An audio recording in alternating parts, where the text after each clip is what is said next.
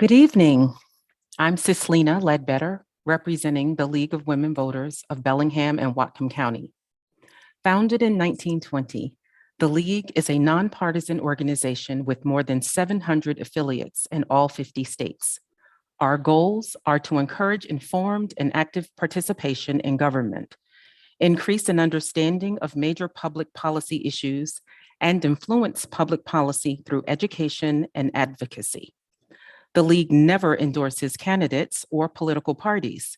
Membership is open to all people ages 16 and older, and we invite you to join. Tonight's forum is being broadcast on BTV and the City of Bellingham YouTube channel. Recordings of this program will be available on the League of Women Voters of Bellingham-Whatcom County website, lwbellingham-whatcom.org. The forum will be rebroadcast on BTV and on 102.3 KMRE Community Radio through Election Day, November 8th. No portion of this forum may be rebroadcast in part or in full without the written consent of the League of Women Voters, Bellingham-Whatcom County. The Cascadia Daily News, Linden Tribune, Salish Current, the Northern Light, and 102.3 KMRE Community Radio are media partners. Tonight, we're hosting speakers from our community to present the pro and con information on Proposition 5 to understand the intent of this proposed legislation and the effect on county residents if this measure passes or fails. This proposition would authorize Whatcom County to levy an additional regular property tax at the rate of 19 cents per $1,000 of assessed valuation on all taxable property within Whatcom County to fund increased early childhood programs and affordable childcare to improve kindergarten readiness and increased access to support for homeless and otherwise vulnerable children. The levy would be authorized for a 10-year period, with collection beginning in 2023. Levy funds would be deposited in a separate fund, Healthy Children's Fund, which would be subject to an independent performance audit every other year to evaluate progress and recommend improvements or adjustments. It's our goal to present balanced information about this ballot measure so that you, the voter, can decide whether or not to approve it. We will now give each speaker 30 seconds to introduce themselves, and we'll start with you, Mike Hames. Hello, my name is Mike Hames. I'm a local business owner. I own and operate a construction company here in town. We employ about 70 people and have lived in Whatcom County for almost 40 years. Came up here to go to school. I met my spouse. I've raised 2 children, and they're now out of the house, and just love this part of the country. I love this community, and I'm happy to be here. So hopefully that's an introduction enough. That's awesome. Thank you so much. Emily O'Connor. Hi, everyone. Thanks for having us here tonight. My name is Emily O'Connor, and Whatcom County has been my home since I was 17. I'm now raising my 3 kids here. They're 4, 9, and 11, and have spent the past 10 years advocating for children and families experiencing homelessness through my work at Lydia Place. I've also spent about a decade working with survivors of domestic violence and sexual assault, as well as working in foster care with children experiencing abuse and neglect. And eons ago, spent a little bit of time as the director of an early learning center for the Y. It's been a privilege to be a part of the community group that drafted the Healthy Children's Fund, and I'm excited to share about that tonight. Thank you, Emily. So that's the pro side, and Lori, you're next up, Lori Williams. So my name is Lori Williams. My husband and I moved our 5 children here in 1989 for a better opportunity. We were foster parents. We have 25 grandkids. 4 of my 5 children went to school, got education and degrees, and 1 is running a construction company here in Whatcom County. So, being a teenage mom at the age of 16 and 5 by the time I was 23, I have to say my husband and I did an amazing job raising So we understand the necessary need of childcare, but also understand the necessary need of family. Thank you, Lori. All right, and Lori is representing the con side. Okay, so here are the rules we'll follow tonight. There will be no formal opening statements by the speakers. The introductory question is tailored to elicit responses consistent with opening statements. Each side will have 1.5 minutes to respond to the question. It is up to each side who will speak during that time. Each side will give a 2-minute closing statement. I will ask the pro side to start first and will alternate the order for each question. The timer displayed on the screen will count down your time. The timer will start as soon as you begin speaking. It will be purple when you begin, then turn yellow when 15 seconds remain. When time is up, the timer will turn red. If you continue to speak after the time limit, we may cut your microphone. Okay, any questions regarding the rule? No. All right, so if the timer is ready, we can start. And we'll start with the pro side. I'll ask the first question of the pro side. What are the implications of this initiative from your perspective? We'll have to, that's the, not being in the same room, it's hard to decide I know. who's going to go, but we'll figure it out. We'll Okay. work it out. Okay. I will happily go first and say that my hope for the Healthy Children's Fund is that as a community, we can start to wrap our arms around the children and families who call Whatcom County home. And now is a really great time for us to make investments in this community, to really think about the impact that those investments have for future generations. We know that 90% of brain development happens before age 5. And we can see the consequences in our community of not taking care of our kids. And this is a really important time for us to be able to make some critical investments. And the Healthy Children's Fund will allow us to do a few amazing things, including expanding early learning and care in every corner of Whatcom County where our families really need it most, so that families can get back to work knowing that their kids are safe and cared for, so that families have opportunities and choices about the types of early learning environments their children are in, and so that we can invest in vulnerable children and families to prevent homelessness, to increase housing stability, to increase access to critical behavioral and mental health supports. And from the time that a child is born, really wrap our arms around the families in our community, because when we get it right for kids, we get it right for everyone and can make a community that we all want to live and thrive and grow in. Thanks. Great. Thank you. Same question for the con side. Would you like me to repeat the question, Lori? Okay, and you're on mute. What are the implications of this initiative from your perspective? Well, the implications of this child levy, from my perspective, I think is going to do more harm to the innocent families that are going to be suffering the amount of money that's going to be taken off their table to provide for a minimal amount of children. So we're talking maybe 5,000 to 10,000 to hundreds of thousands of children who could go without food on their table, possibility of losing the roof over their head, one of the parents having to go get a second-time job in order for them to be able to make ends meet. I know that it states that it's only 19 cents per thousand, but that's not the only tax initiatives that are coming up. We have a ton that is going to hit us by 2023. So $7.92 per thousand for this on an average home. When you talk about somebody's home at 589,000, it's more than $7.92. When you talk about the rest of the taxes and the assessed values of people's homes, this is really going to put an impact on individual families that are already having a hard time with high gas, high food, electricity, and all the rest of it. So I feel that this is hurting families more than it's going to help the minimal amount of families that we're talking about. Thank you, Lori. All right, I'm going to start with you this time, Lori. Please share the top 3 considerations for voters when they make their decision on this initiative.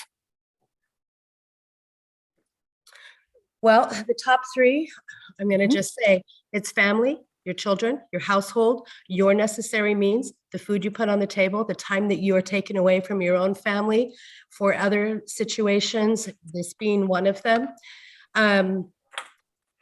It's, I think everybody needs to realize that if we would have done this 2 years ago when we were in a better situation before the pandemic, I think we would have probably been more leaning towards this.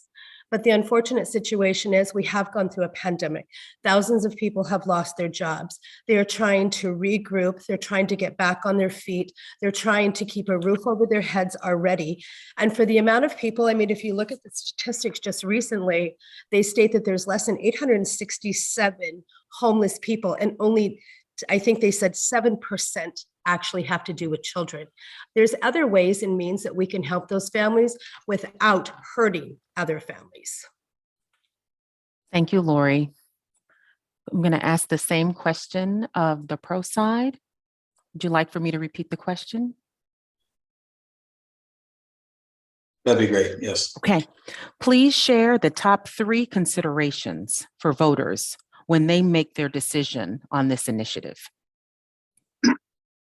I think I'm coming at this from a little different perspective in terms of I'm not in the space. I'm not in the childcare space. I generally am not a fan of taxes or waste, but I am a fan of children. And so considerations that I've thought of, and I think others are thinking of, are the transparency. We have a citizen advised panel that's going to make the recommendations to the county for the spending. We have accountability in terms of the audit every year. And I think courage, it takes courage. I think that as people look at this, the price of not doing something is very, very important to consider. I've talked to a lot of the folks that or it's said that are going to be most affected by this. And the response I get from workforce folks, from lower income folks is, you know what, I'm happy to spend $8 a month toward this levy, because I recognize that a lot of hands make a heavy lift easy. And over again, as I've tried to query lots and lots of people, I find that folks are in support and they recognize that. So courage, transparency, accountability, and many hands make a heavy lift easy. That's what I would consider. Thank you, Mike. All right, we're going to start with the pro side this time. To the extent that you did not respond to this in the first question, who in our community will be helped if this initiative passes? Oh, I love that question. It's an easy answer. It's everyone. When we take care of children, everyone wins. My children are too old to benefit directly. They don't need childcare anymore, and we're not going to experience homelessness. So it's not about direct benefit, but when we take care of kids, every single person in the community benefits. We have healthy kids in our school system. We have healthy workers to show up for our businesses, healthy patrons. Everybody wins when we create a community where families can live and thrive. And that's something really important for us to remember. When we don't make those investments, we see the consequences in our downtowns. We see the consequences throughout our community. We've got children who do not have access to the basic needs throughout Whatcom County. At Lydia Place, we have a waiting list right now for homelessness that is larger than it's been in my nearly 11 years on the job. We have 180 families on our waiting list. And that's the tip of the iceberg. That's like some of the highest need. When we make investments upstream, when we get it right from the beginning, it costs us all significantly less down the road. It is a smart economic investment, and it's a vote of self-interest, but it's also a compassionate vote. Supporting kids is the way that we make a healthy community for everyone to be able to thrive. Thank you, Emily. So now, Lori, I'm going to ask you that same question. Would you like for me to repeat the question? Okay. To the extent you did not respond to this in the first question, who in our community will be helped if this initiative passes? And you're on mute. Okay. I'm not sure. There's not enough information in this prop bill to tell us who's going to be actually helped by this. Even though the taxpayers, the property payers are going to be footing the bill for this. Unfortunately, I think this is going to be a downhill battle because this is going to hit the table of the renters. And so when your main class is your middle class in Whatcom County, who are already still trying to make ends meet, what is the threshold of the dollar? So if these guys are making $80,000 as a family of 5, and they're paying this extra tax out plus all the rest of the stuff, where's the threshold that says their newborn baby is going to fall underneath the criteria of being helped? Because it happens the same thing with Department of Social and Health Services. It happens with Opportunity Councils, the Salvation Army, Catholic Community Services. All of these services are already in place that is either funded, nonprofit, profit by taxpayers.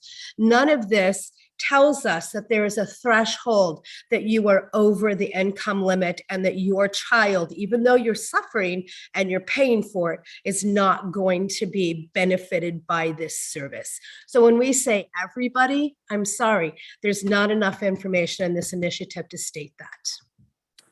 Thank you, Lori. We'll start with you for this next question. And it may help you kind of sort of continue. I think you've sort of answered this, but to the extent you did not respond to this in the first question, who may be harmed if this initiative passes? Anybody who lives in Whatcom County. And this is just going to be a rundown of some of the things that are going to be harmed. We have a property increase of 4.8% just in 2022. It cost over $342.11 just to feed one person, and that isn't an infant who needs diapers and formula. That just isn't $2.29 a gallon. Bellingham cost of living has exceeded, and it's at the high out of 39 counties, we rank 9. The price of gasoline, I just filled up my car today, $5.11. The medium household income, or the medium house that can be bought in Whatcom County supposedly for a 3-bedroom, is about $585,000. It's up 22.9%. Let's see, I can just continue to go on and on. The Climate Act, which is going to hit us in 2022, which is going to cost 46 cents, well, actually right now, 46 cents per gallon with an increase up to 82 cents. By 2030, 89 cents. The annual wage in Whatcom County is $59,222. Whatcom County generally has levy wages, which is unemployment rate of 7.4. That was in 2021.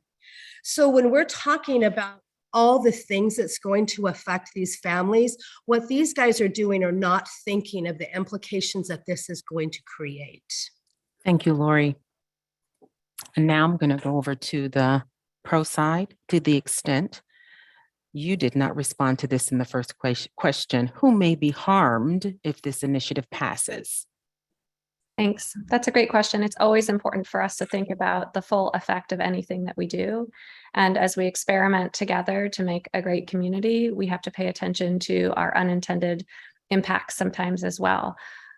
This is a question on your ballot of whether to vote yes for the Healthy Children's Fund, which is a property tax levy, or to vote no.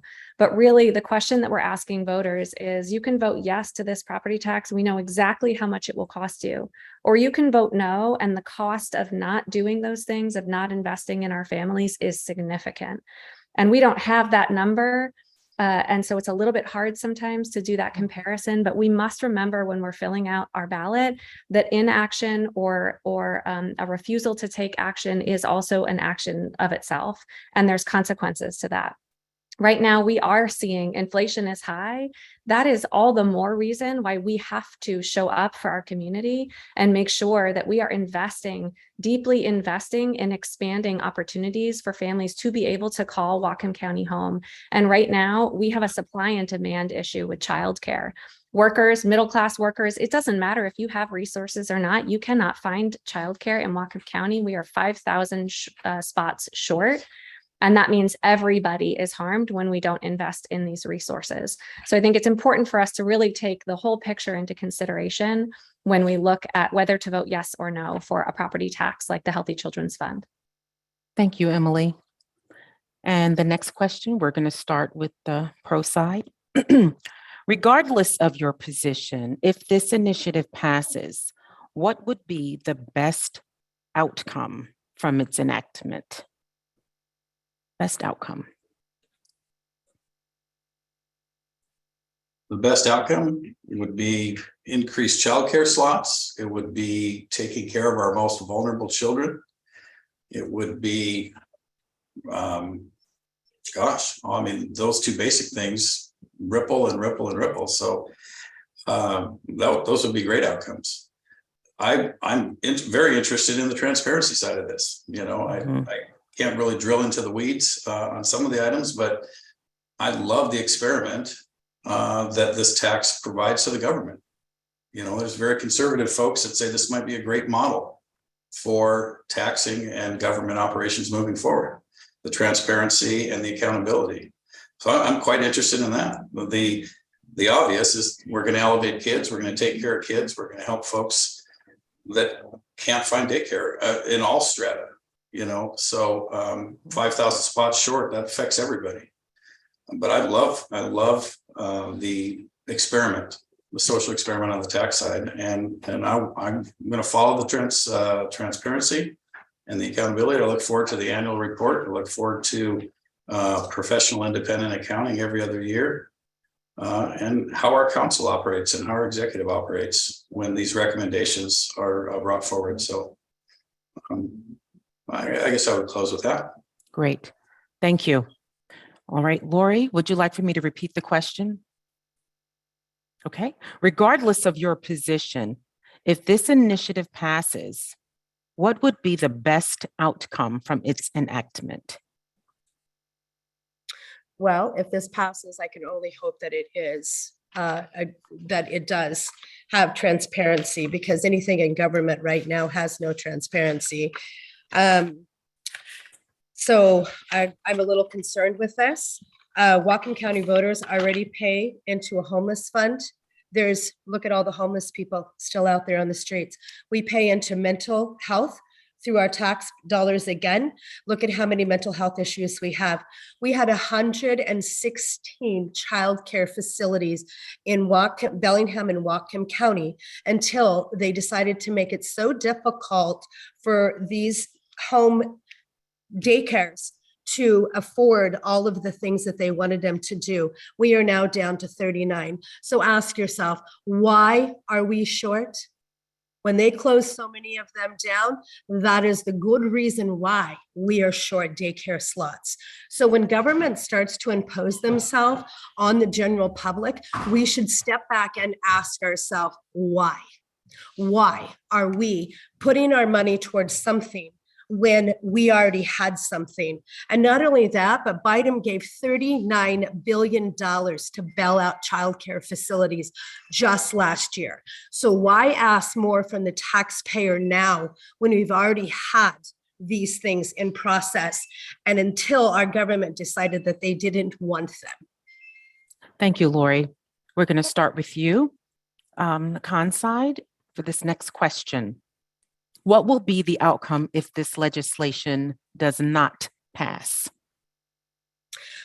Well, I think the outcome of this is it's going to bring people back to the table to make them stop and think about what's going on in our community, how we can better help people. Maybe instead of thinking about putting in another government imposed facility on the taxpayers, maybe we should think about how can we fund the mother to stay home and take care of her child. Maybe we can help them through the transition until the child is ready to go to early learning hood facilities. There's other means that we can help the family so the mother can stay home with the child. If I just gave birth and now you want to take my child 0 to 5, I have to tell you, the answer is no, because that child belongs to me. That child is my responsibility. Everybody else can make choices if they want to stay home. I was a stay-at-home mom. My husband worked for many, many years, and our youngest child was in kindergarten. I started my own business. We survived on $13 an hour. So if I can do it at such a young age, we can do it today. There's no reason for the government to continue to interject themselves in families' lives. Thank you, Lori. And we're going to go to the pro side with the same question. What will be the outcome if this legislation does not pass? You know, I was thinking today, as we were in this really thick blanket of smoke, that it feels like a flashing red warning signal about not thinking too far ahead. And I remember the days when smoke wasn't a thing here. And now it's not a matter of if, it's a matter of how many days will we have really smoky skies. And if we don't make these investments and really think about the long-term consequences, that is a pain that we all feel. We will see homelessness continue to rise if we do not make investments in vulnerable families. We will see homelessness continue to rise if parents can't get back to work because they have no safe space to leave their kids. We see that now where parents are making really tough choices about whether or not to give up a job or to maybe have to leave a kid somewhere where they don't feel quite safe leaving them there. That means more childhood trauma. We know that childhood trauma leads to all sorts of negative outcomes over the course of kiddos' lives. We see 50% of our kids in Whatcom County not show up to kindergarten with the resources and the supports that they need to thrive, and that has a compounding effect. 88% of the businesses in Whatcom County report that childcare is a problem for them hiring and retaining workers here in Whatcom County. That has a huge impact on our economy and our ability to attract businesses to Whatcom County.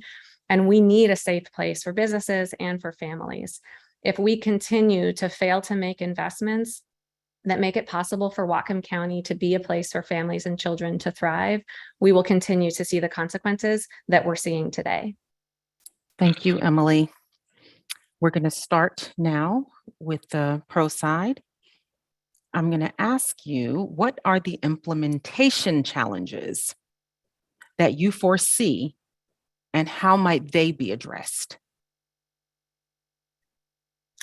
That's a great question. I love that question. You know, we're humans, and with humans, things tend to always be more complicated than we think. What we have done with this ordinance is we've really welcomed all ideas at the table. We want this to be something that is written by the community for the community, and these dollars then get deployed right back out to the community in the way they were intended. And that means things take time. And we have to be really thoughtful about making sure that the dollars are spent the way they were meant to be spent. I share the frustrations about sometimes the slowness or the restrictions of government. A vast majority of resources that get pumped out into this community are state and federal dollars that come with high restrictions. That does not work for the kids and families here in Whatcom County. We want families to have choices about their care for their kids and whether or not they want to work. And that means that we have to show up for all of the hard work that comes in implementation and make sure that through accountability, through having clear outcomes and objectives, and for listening and welcoming, this is a bipartisan, nonpartisan initiative that has really wide support, because it's a space where all of those ideas, like, let's bring our best ideas and then figure out how we do this best together. That's what I love about the Healthy Children's Fund. And I think that's patience is what we will need as we implement. We want to be fast, but we want to be effective. Thank you, Emily. Now we're going to move to the con side. Lori, what are the implementation challenges that you foresee, and how might they be addressed? Well, I mean, the implementation plan here in their own paperwork says the plan shall allocate no less than 55% and no more than 68% of the levy revenue and proceeds to improving early learning and care through the strategies outlined in paragraph 3A1, and shall allocate no less than 20% and no more than 36% of the levy revenues and proceeds to supporting the vulnerable children. So we're talking 8.2 million, and that was on last year's levy. Now we're talking over 12 million. We're only going to put 20 to 36%, no more than 36%. So when they're stating that this is all about implementing for the children, for the vulnerability of the children, why is it not flipped around? Why are we not putting 68% to the vulnerability of the children and 20 to 36% for the implementation? Where's this facility going to be? Where are they going to house them? Are they going to build one? Are we going to integrate them into our school systems? If we don't have the facilities now, how are you going to supply that facility? So tell me how you're going to do that at whatever it is that you're asking from us, and how is this going to benefit the children, and when is it going to start to benefit the children? Thank you, Lori. The next question is going to be yours, Lori.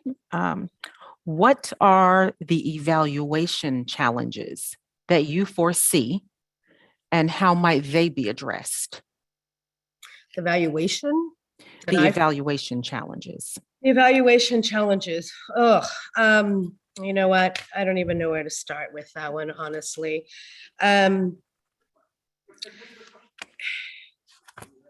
I don't know. I'm at a loss for words on this one, honestly, because there's so much wrong with this whole entire process. To evaluate this, to figure out what is good and what is bad, there is nothing good about this, and it's the worst thing for this community. So to evaluate the possibility that we might find a 50-50 strategy, that we can all come together as a community, provide what we need, and to give back it where we need to give it. I don't know. To evaluate how many places like Nooksack, who already has implementation for childcare for them, Lummi, who has theirs, the Shookums, every tribal facility has it. And if you look at the statistics, most of these kids are all tribal. So if we're dumping money into that, how do you evaluate a situation when you're adding taxpayers' dollars? So when we're talking about vulnerable children, we're talking about across the board where it needs to go strategically. And I don't think that this is implementing and evaluating the necessary need for our community at this moment. Thank you, Lori. We're going to go over to the pro side and ask the same question. What are the evaluation challenges that you foresee, and how might they be addressed? Thanks. I love that question, actually. This is something we talked a lot about in drafting this ordinance, because again, we really want to see effectiveness with these dollars. And one of the things that I love most about the Healthy Children's Fund is that we have really built in an accountability structure that is very new and unique. And so we have dedicated dollars in the fund for an external outside evaluator to be able to come in and give us give us as the community a really clear scorecard on how well are we doing, how well are we delivering against the promises that we made to taxpayers when we said let's entrust this fund with those critical, crucial dollars. So we have a 3-part accountability system that includes a citizen advisory board, which is up and running currently and poised to take on this job. We've asked them to give a report card every year to County Council and to the public, as well as to evaluate the fund with an external evaluator that can really look at all of the details and the data. And it's new. We'll learn a lot, but that's part of the benefit of this fund, is that we get to have flexible dollars that are locally controlled. We get to test things, see how well they're working, and then expand upon the things that are working really well for families. We also have providers and a community network that are used to reporting. And so we've got a lot of strengths to draw from in this community to make sure that the evaluation is front and center in this fund. Thank you, Emily. We're going to start with the pro side on this next question. This initiative deals with complex and challenging issues. Describe how you collaborated with community partners to craft the initiative, or to craft your response to the initiative, to understand the impact of the initiative to the community. You really do make great questions. And Mike, I'm hogging the microphone here. Apologies. This is an issue that we've been working on for a really long time. And one of the things that Whatcom County is really good at, I think this will probably resonate with folks, is we're good at looking at a problem. We're good at studying a problem. We're good at making plans even, but we oftentimes lack the follow through to see through the solutions that we have identified are needed. And with the Healthy Children's Fund, this was a very lengthy process of engaging stakeholders, community groups, family members, parents, saying, what do you need? What do you need for childcare? What do you need to be healthy? What do you need to get back to work? Do you want to work? What type of early learning environments are important to you? Where are they important to you? We know that services right now, what services there are really centralized in Bellingham. So this fund, the Healthy Children's Fund, it was important that this was county-wide, because we need services in every corner of Whatcom County. And that is a reflection of those voices at the table. This is a piece of legislation drafted by community members on behalf of the community. That's what the Healthy Children's Fund is. And we've been engaging in that work for many years. And it's not easy. It's not easy to bring a lot of voices to the table and really listen. But when you do, we end up with a better idea at the end. We say, oh, that's such a good idea. Let us go back and think about that and integrate that feedback. And really centering family voice was incredibly important to us as we were looking at how to make the biggest impact for kids. Thank you, Emily. I'm going to ask you the same question, the con side, Lori. This initiative deals with complex and challenging issues. Describe how you collaborated with community partners to craft the initiative or to craft your response to the initiative to understand the impact of the initiative to the community. Well, I think that this was something that they had been working on since 2019. So right at the beginning of the pandemic, going through the pandemic, when there wasn't a lot of people who could actually meet. So they were probably doing Zoom calls or whatever the case is. Kids are out of school. We're doing home learning here in our houses with our grandkids. So obviously, this was something that people brought together and thought this was a great idea. I raised my teenagers here. I've been out on the streets with salt on the streets with my husband, as dealing with the homeless teenagers and the mental health and all the rest of the stuff. We have put money in. There has been services available. There has been opportunity after opportunity. We have injected money beyond. And so I don't understand why they think another program with more money is going to fix the issue. I just don't get that, because it hasn't fixed anything. Government doesn't fix anything, and it doesn't matter. Maybe lowering cost of healthcare, maybe providing more services to younger children so that they don't find themselves on the streets getting in trouble. I don't know. Maybe it's the parents who need more of the help than the child does. Thank you, Lori.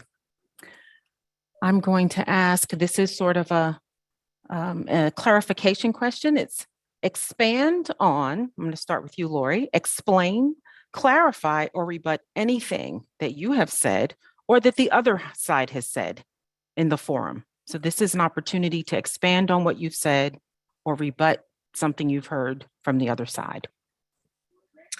I'm not going to waste my time. I'm not going to waste my time rebuttaling anything. I mean, they have. I'm not saying that childcare is not needed in our community. I'm just saying that this is not the avenue that we need to go. I don't think that you should take from innocent children. There's a saying called you rob Paul to pay Peter, and that's exactly, or rob Peter to pay Paul, and that's exactly what this initiative's doing. It is taking the food off of innocent children's, and you're concerned about children. That's what this whole entire thing is the healthy children. But when you're taking away from the children to provide to another child at $8.2 million last year, 12 point some million dollars this year, that's a lot of money going out of the household of middle income people who are across the board, the backbone of Whatcom County.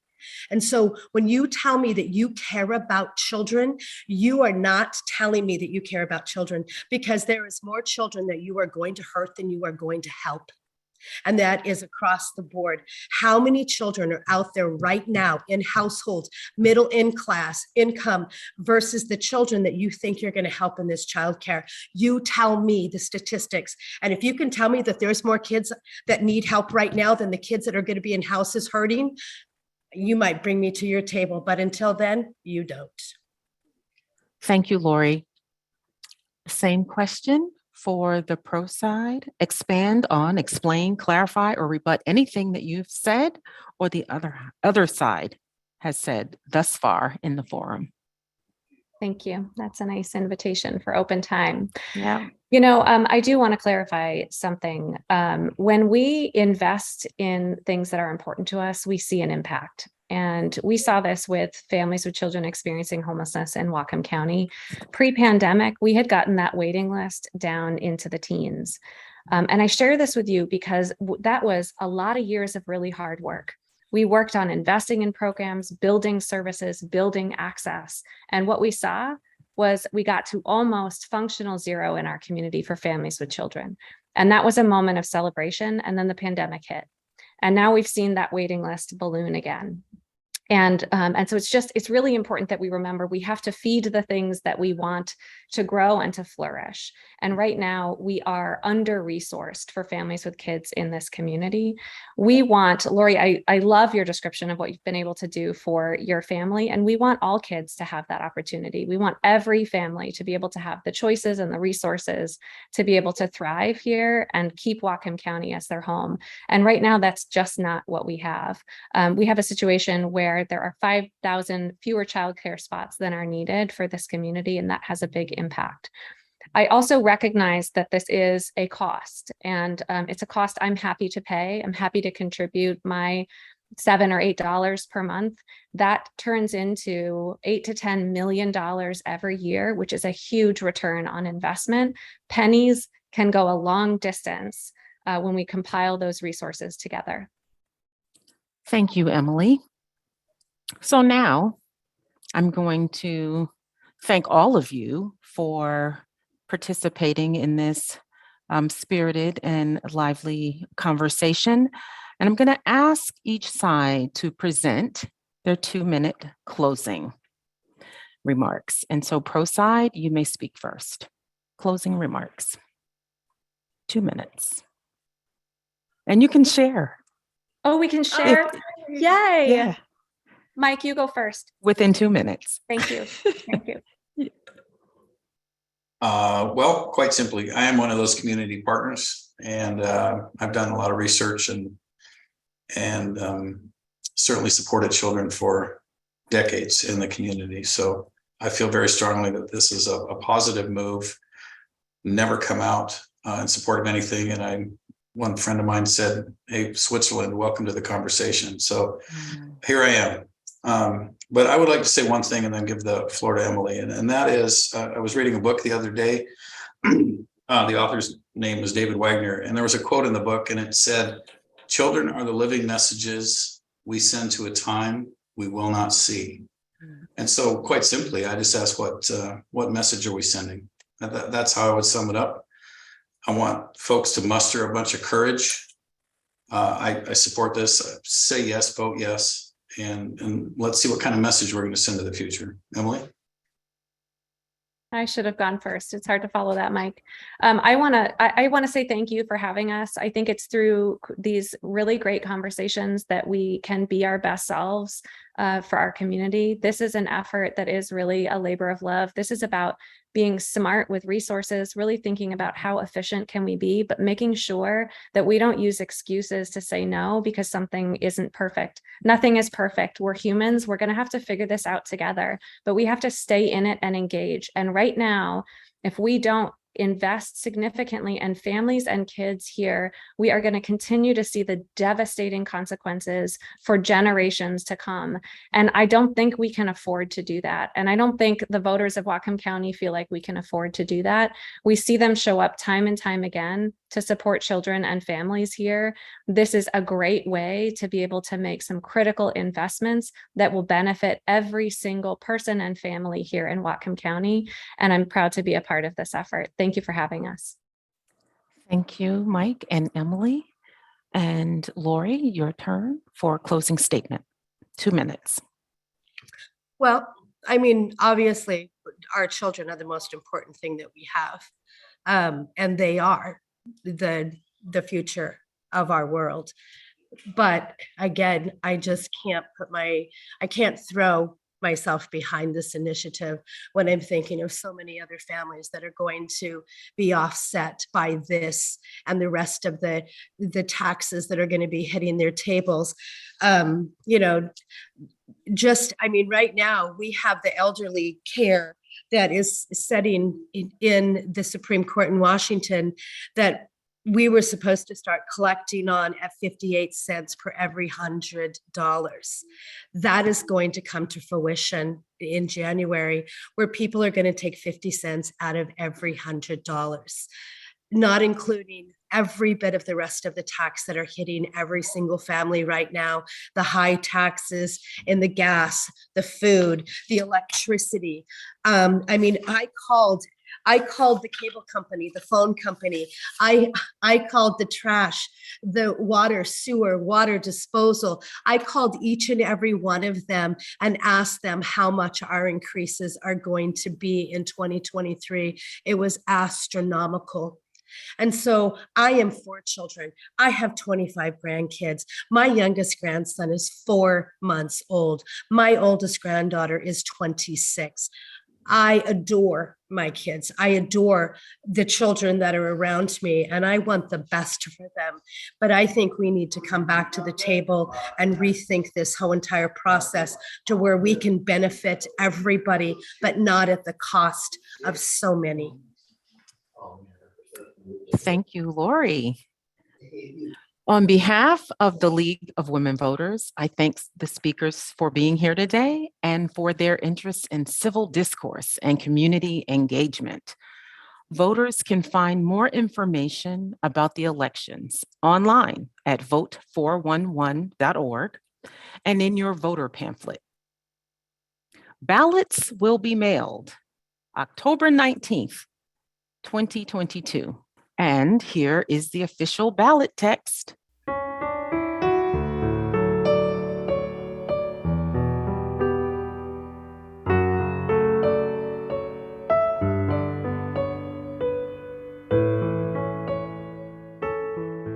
Your ballot must be postmarked or in a ballot drop box before 8 p.m. on November 8th, 2022. Please remember to sign the ballot envelope, and if mailing by postal service, we recommend mailing early. Thank you so much for joining us tonight, everybody. We appreciate you so much. And the most important thing is to vote, engage in the process. Good night, everybody. Thank you so much. Thank you for having us. Yeah, thank you. Thank you so much. Yeah, thanks. Thank you very much. Appreciate you all. Appreciate you too.